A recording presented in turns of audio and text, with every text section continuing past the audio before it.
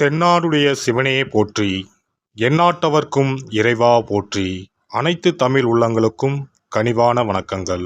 அனைவருக்கும் இனிய தீப ஒளி திருநாள் வாழ்த்துக்கள். நவராத்திற்கு பிறகு சூரிய பகவான் கன்னிராசியில் இருந்து துலாம் ராசிக்கு பயிற்சியாக உள்ளார். இதனால் சில ராசிக்காரர்களுக்கு அவரின் நற்பார்வையால் தொழில் வியாபாரத்தில் முன்னேற்றமும் குடும்ப வாழ்க்கையில் மகிழ்ச்சியும் அதிகரிக்க உள்ளது. சூரிய பகவான் ஒவ்வொரு ராசிக்கும் பயிற்சியாகி அதில் சஞ்சரிக்கும் காலத்தை நாம் தமிழ் மாதமாக அழைக்கின்றோம். அக்டோபர் மாதம் 18ஆம் தேதி முதல் நவம்பர் மாதம் 16ஆம் தேதி வரை துலாம் ராசியில் சூரியன் சஞ்சரிக்கும் காலத்தை நாம் ஐப்பசி மாதம் என அழைக்கின்றோம். ஐப்பசி மாதம் அடைமழை காலம் என்பது பழமொழி. அத்துடன் ஐப்பசி மாதம் ஐஸ்வரங்களை அள்ளித்தரும் மாதமும் ஆகும். இம்மாதத்திற்கு துலா மாதம் என்ற பெயரும் உண்டு. இந்த மாதத்தில்தான் முருகனுக்குரிய கந்த சஷ்டி, சிவனுக்குரிய அன்னாபிஷேகம், தீபாவளி போன்ற சிறப்பு பண்டிகைகள் வருகின்றன. இந்த ஐப்பசி மாதமானது விசுவாச ஆண்டு அக்டோபர் மாதம் 18ஆம் தேதி சனிக்கிழமை அன்று துவாதசி திதியில் பூரம் நட்சத்திரத்தில் சுப்பிரம் நாமயோகத்தில் தைத்தூலம் கரணத்தில் சித்த யோகத்தில் சனி மகா பிரதோஷம் கூடிய நன்னாளில் இந்த அற்புதமான ஐப்பசி மாதம் பிறக்கிறது. இம்மாத கிரகநிலை என எடுத்துக்கொண்டால் கடகராசியில் குரு பகவானும், சிம்ம ராசியில் கேது பகவான் மற்றும் சந்திர பகவான் சஞ்சரிக்கின்றனர். கன்னி ராசியில் சுக்கிர பகவானும், துலாம் ராசியில் சூரியன், புதன், செவ்வாய் உள்ளனர். கும்ப ராசியில் சனியும் ராகுவும் சஞ்சரிக்கின்றனர். இம்மாத கிரக பயிற்சி என எடுத்துக்கொண்டால் செவ்வாய் பகவான் ஐப்பசி மாதம் 10ஆம் தேதி துலாம் ராசியில் இருந்து விருச்சக ராசிக்கு பயிற்சியாகின்றார். ஐப்பசி மாதம் 17ஆம் தேதி சுக்கிர பகவான் கன்னி ராசியில் இருந்து துலாம் ராசிக்கு பயிற்சியாகின்றார். இந்த கிரகங்களின் அமைப்பு மற்றும் பயிற்சியால் உங்கள் ராசிக்கு இம்மாதம் உண்டாகும் சுப மற்றும் அசுப பலன்கள் என்ன என்பதனையும், அசுப பலன் ஏற்படுமாயின் ராசிக்காரர்கள் செய்ய வேண்டிய பரிகாரம் என்ன, வழிபட வேண்டிய தெய்வம் யார், செல்ல வேண்டிய கோவில் என்ன என்பதனை பற்றி விரிவாக காண்போம்.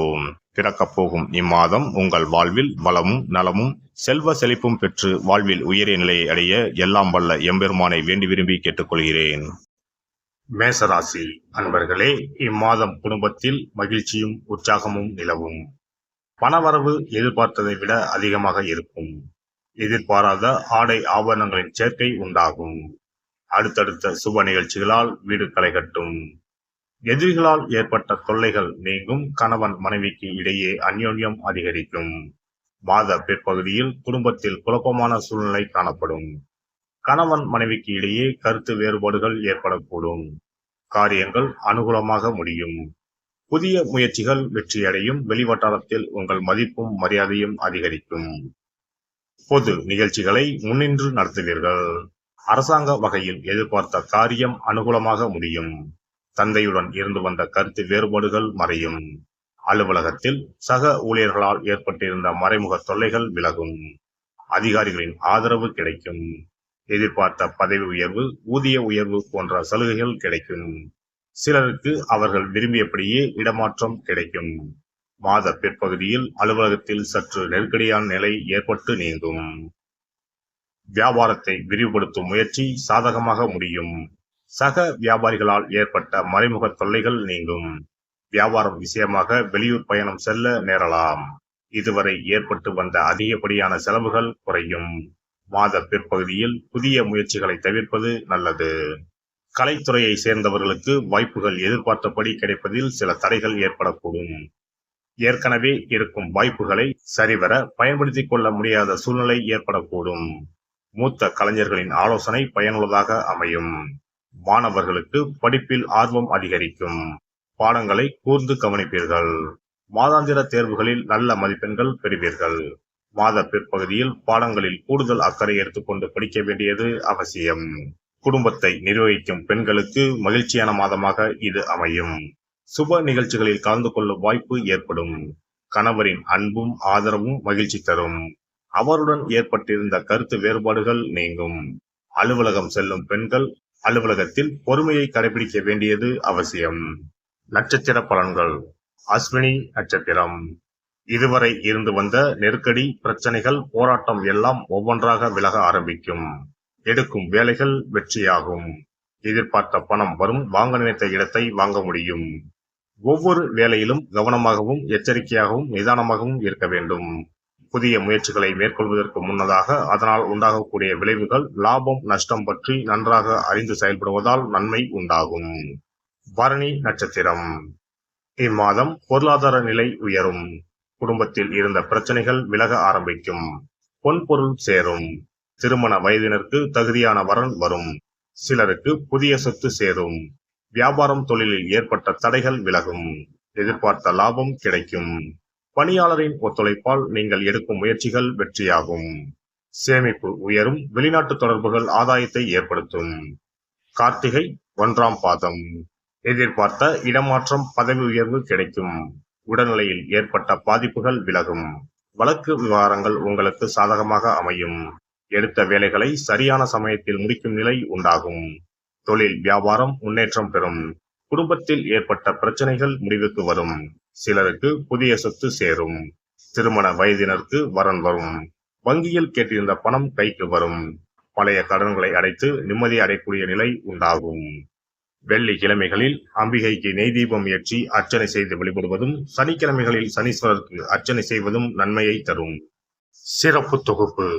ஐப்பசி மாதத்தில் என்ன வழிபாடு செய்தால் குறையாத செல்வம் சேரும் என்பதனை பற்றி காண்போம். தமிழ் மாதங்களில் 7வது மாதமாக வரும் ஐப்பசி மாதம் பாவங்களை போக்கி புண்ணியங்களை பெருக்கிக் கொள்வதற்கான மாதங்களின் துவக்க மாதமாக கருதப்படுகிறது.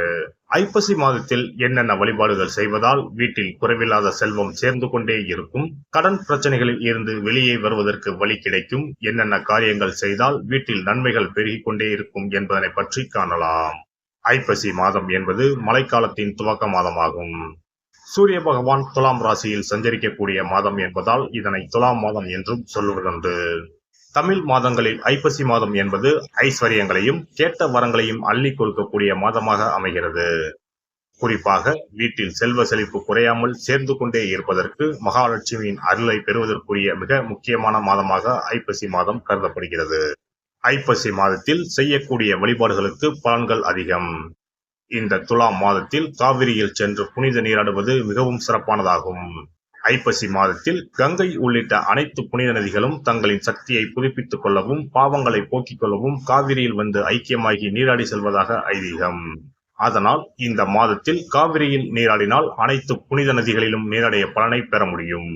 ஐப்பசி மாதத்தில் சிவபெருமானை வழிபடுவது சிறந்தது.